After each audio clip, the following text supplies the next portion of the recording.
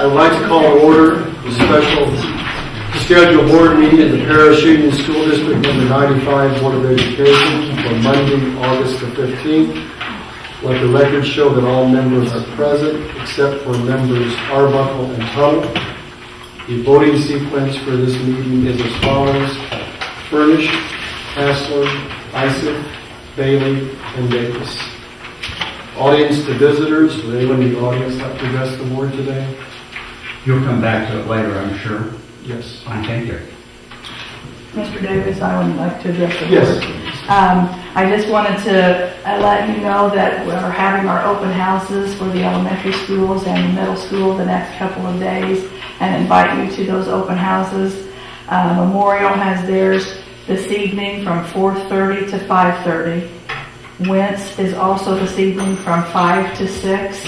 And then Mayo, we are having ours tomorrow, Tuesday, August 16th, from 5:30 to 6:30. So make sure you're aware of those, and welcome you to attend. If I may add also that the Paris Cooperative High School will be having their open house for the entire community on Tuesday of next week from 6 to 8 p.m.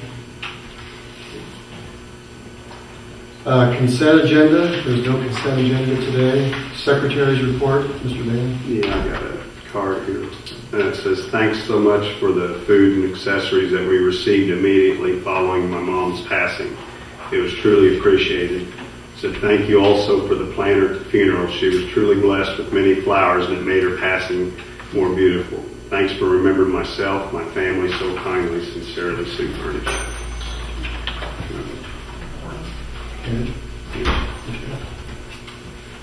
Superintendent's agenda.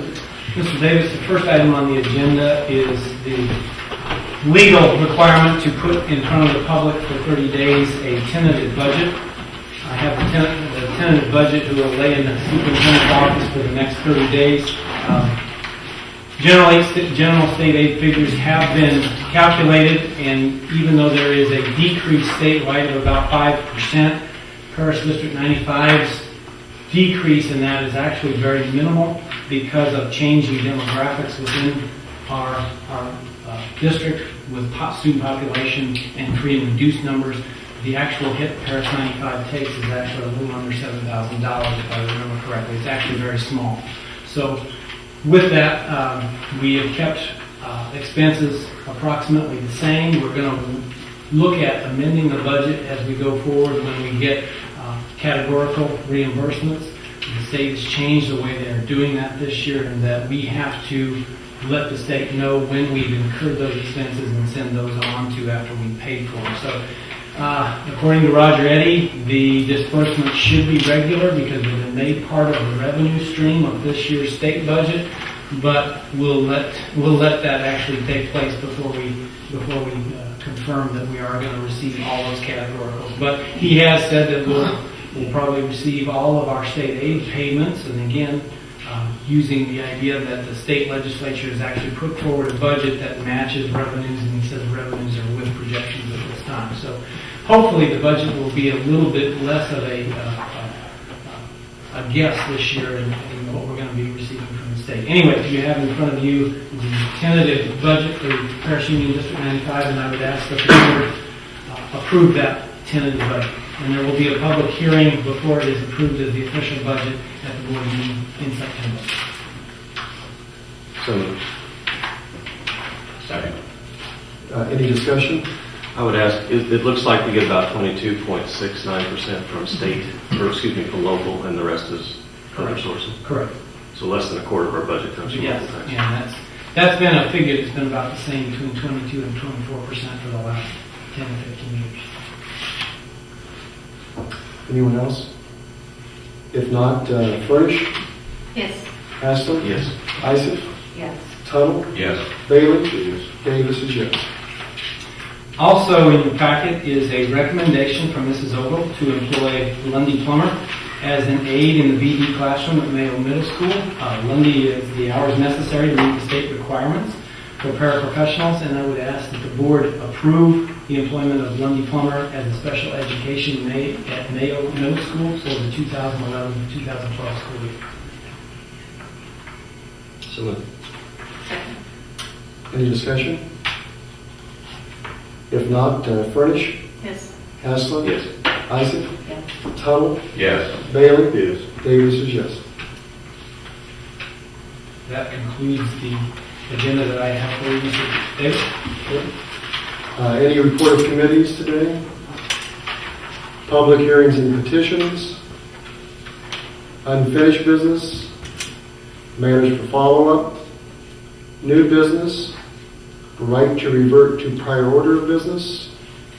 Mr. Hand? After you go into executive session, come back out, there'll be time to make comments or ask questions then also. That does not follow the Robert Rules of Order. You have something you'd like to say? No. Okay. When you don't know what's going on, it's hard to say something.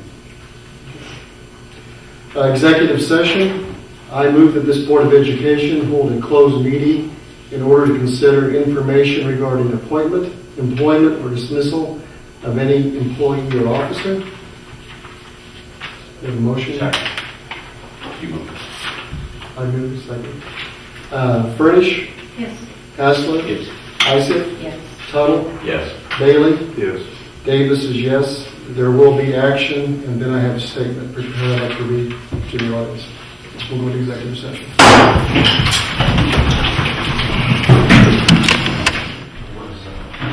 Okay, we're going to go back into open session.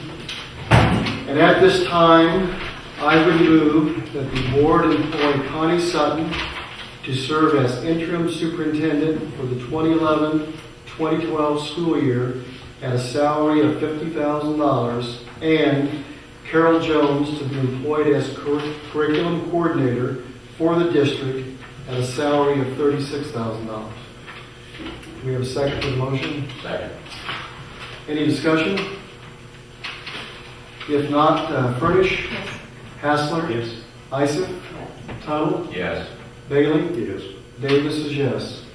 At this time, I would like to read a statement, and I'll be happy to give a copy to anyone who would like one after I read it. The Association of Paris Teachers, and this statement, I should say, comes from the entire board. The Association of Paris Teachers read a statement at the August 8th board meeting. The District 95 board wants to assure the APT and the entire district staff that we are very sensitive to their concerns. I would like to briefly dispel any concerns over loss of positions that directly affect students.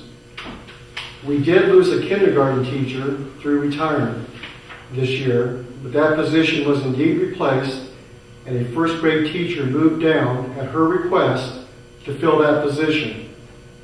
A replacement was hired for the first grade instead of the kindergarten due to the transfer.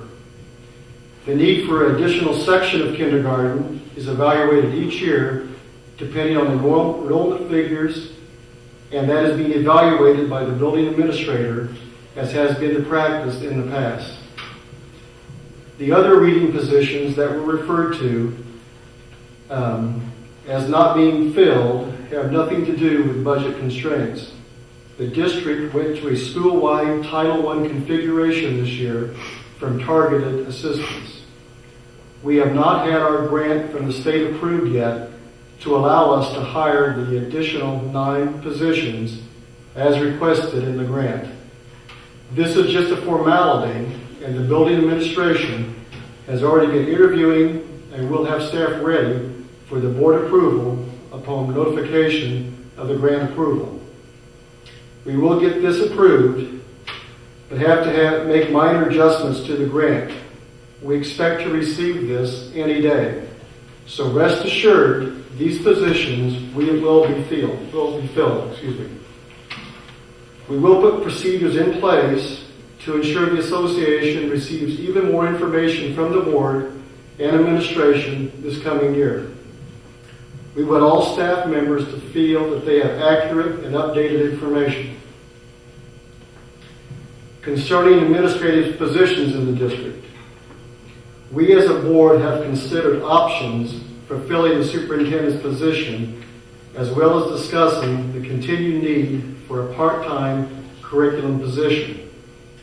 It is our consensus that with the Crestwood and District 95 formal desire to place a consolidation question to the voters, it would both be financially and educationally beneficial to bring in an interim to fill the superintendency this school year to work towards that goal.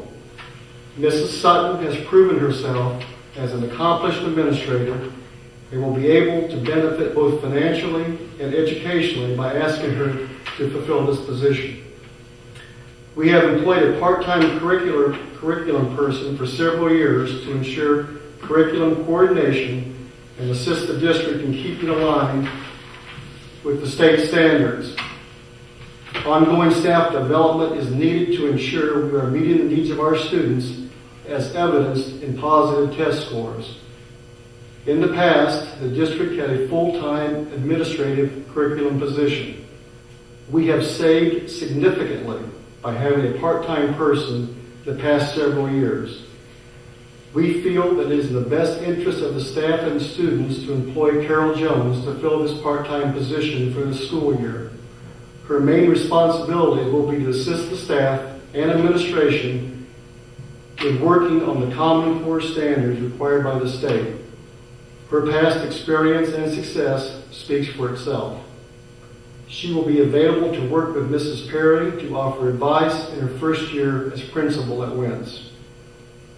We as a board feel very fortunate to have Mrs. Sutton and Mrs. Jones have agreed to come back and to fill these positions this school year and help us keep moving forward, making positive strides, while at the same time affording us an opportunity to save over $100,000 in administrative costs this year. Those dollars may be needed to cover any shortfall that we may see from the state, as well as to make it possible to spend even more money on direct classroom instruction. And that is the end of the statement. And at this time, Mr. Hand, I'm going to allow you to ask whatever questions you have. I thought I wasn't going to get a chance, We're sir. going to allow you. Okay. So Brenda Rothenberger will not be employed anymore then? That is correct. Okay, now with 100 days that Connie can work, what's going to happen to the other days as superintendent? You want to have a full superintendent?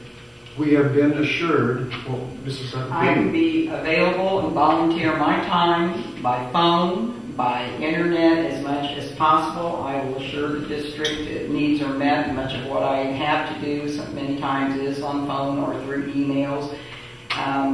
Many districts have been able to accomplish this, so if that would not work, Chuck, and the board doesn't feel it's working and things cannot be handled, there's nothing to say we can't break this contract. So I can assure you that I will do everything in my power to make sure all the needs of the district are met till they can work towards trying to get a consolidation vote on the ballot and hopefully a successful vote for that. These are apparently individual contracts with Connie and Carol that didn't have to be posted or anything then, is that correct? No. We have interviewed other candidates, we have reviewed their resumes, but didn't feel it was appropriate with the possible consolidation to hire someone to come in for 1 year, if anyone would even be willing to do that. How long do you think the consolidation might be on the board before you know something definite? I believe we have to place it on the ballot by the end of this year. Yeah, Chuck, it might be January. The question has to be there. Not that the study would stop at that point, but I think the question has to be on the ballot. So there's going to be some. Well, for your information, whether it means anything or not, I support consolidation, and I have for buku years. I really hope that works, and I personally can see employing a part-time for a year. I really can, and I really don't have any great problem with that. If that's all the longer that it goes. Well, if for some reason, I think this board is 100% committed to having the consolidation I'll put on the ballot. Will. If for some reason Crestwood would be unwilling to do that, then we will be in the search for a full-time superintendent. Anyone else? Yes. It's on a completely different subject, but I know you have a video program at high school and you have one at Mayo. I would like you to, in some time in the future, consider having the students record your meetings and put the video on their websites. That's funny because they're saying. I noticed you have our camera here. Yeah, I hate to speak for that. And I think, We you had know, discussed that. It would allow people to, maybe attend without attending. At least they'll know what's being said and they can see what happens at a meeting, plus the students will get experience at attending a meeting. So that's all I have to say. And I think I've said it over and over, Chuck, but I hope people realize the reason we waited so long to put the consolidation question on the ballot. Because if we would have done it before the vote on the money for the high school, we would have lost approximately $6 million of state funds that I'm we aware had of to come that, up yes. with locally. No, I know that. So this board has wanted to pursue that. We just had to wait until the time is appropriate to do things best for our district. No, I understand that. I hope everyone else does also. Okay. Anyone else? If not, I'll entertain a motion for adjournment. Furnish? Yes. Haslett? Yes. Isaac? Yes. Tunnels? Yeah. Bailey? Davis is yes. Meeting is adjourned.